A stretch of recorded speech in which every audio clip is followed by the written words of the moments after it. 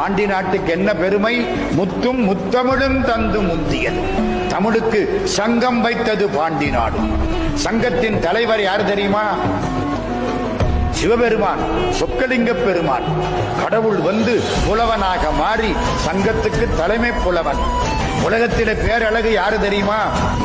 சொக்கலிங்க பெருமான்.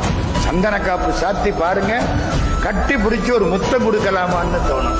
போட்டி போட்டுக் கொண்டு அம்மையும் அப்பனும் அருள் செய்யக்கூடிய திருத்தலம் மதுரை. 64 திருவிளையாடல் நடந்த திருத்தலம் மதுரை. முதலில் மீனாட்சிக்கு ஆட்சி, அதுக்கப்புறம் சொக்கலிங்க பெருமானுக்கு ஆட்சி, அதுக்கப்புறம் குழந்தையாய் பிறந்த முருகப்பெருமான் உக்குரகுமார பாண்டியனுக்கு ஆட்சி என்று 3 பேரும் ஆட்சி செய்த திருத்தலம் மதுரை. இன்னைக்கும் மதுரை கோயில்ல ராத்திரி அர்த்தசாமத்துக்கு சுவாமியை தூக்கிட்டு வர்ற பொழுது அர்ச்சகர் என்ன சொல்லுவார் தெரியுமா? சோமசுந்தர கடவுள் பராக்குன்னு சொல்ல மாட்டார்.